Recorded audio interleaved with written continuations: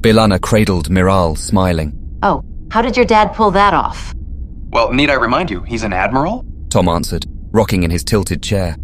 And they have cleared all of us? I don't think he's told command about all our passengers. Besides, the Delta Flyer is staying at Pathfinder HQ. Best place for her. Best place for you, you mean? B'Elanna said in a sarcastic tone.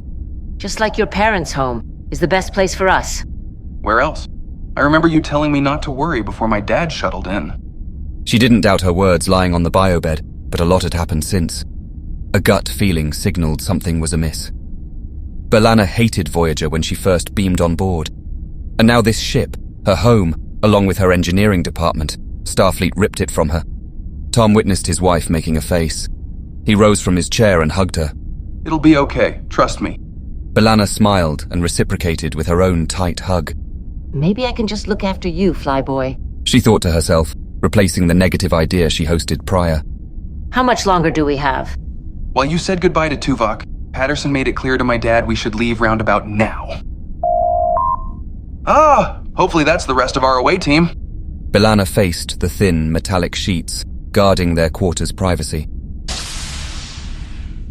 The doctor, Lieutenant Commander Barclay and Chakotay, who she knew could ease her concerns, greeted them. Hello, gentlemen. I think together we can carry everything in one trip? Tom directed at what they needed to be careful with. B'Elanna handled the pregnancy. He said he'd handle everything else. When the Admiral suggested we leave in the flyer, I thought it was a great idea. Barclay chirped, while picking up a large carry-all. Can you believe they asked us to beam off the ship without the rest of you? Tom brushed away the doctor's comment. He pointed to the bags in the corner. Yeah, those there, Doc. Thanks for helping, said a soft-spoken B'Elanna to Chakotay. My luggage is already stowed on the flyer, and I have little else to do here anyway. Tom commanded the ship's computer to keep the doors open as they piled everything into the empty corridor.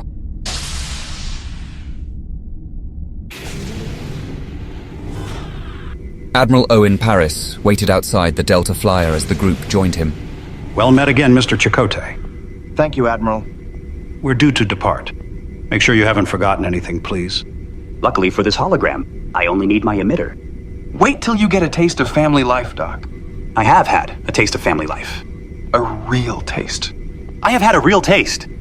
Tom pretended he'd forgotten the doctor's forays into human pair bonding, leaving the hologram rattled. Shuttle bay doors with security officers stationed either side opened again. Harry, accompanied by Icheb and Seven, joined them next to the flyer's ramp. I'm on my way to the bridge. Harry winked. With Icheb assisting me, it allowed for some buffer time. Everyone shared goodbyes with Icheb first. He'd be the busiest one for the foreseeable future. Academic studies would limit his ability for visitations. Harry mentioned he'd swing by Tom's house as soon as he's visited his own parents. I have extended family in Hong Kong. Well, the rest of us will be in the same time zone, Tom quipped. Chakotay and Seven found a private moment as everyone else boarded the flyer. Icheb and Harry walked to the side window as Owen fetched the last pieces of luggage. We have about a minute, son. Understood, Admiral. Seven, I'm going to be staying with my cousin in Ohio. It isn't far from our captain. I understand the approximations, but with transporter technology, nowhere is far on Earth. When you've settled at your aunt's, let's meet. Seven flashed her eyelids. I would like that. Chakotay stepped forward and held her hand. You know, I'd like to tour Mars with you.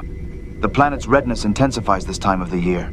A curious glance emanated from Seven. I doubt the iron oxide concentrations in the atmosphere could change to be noticeable enough.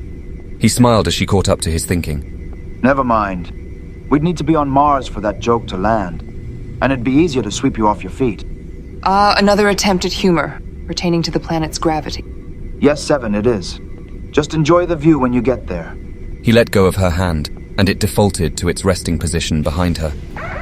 Bags and bodies found residence in the craft as Chakotay entered, and its doors closed, swallowing him.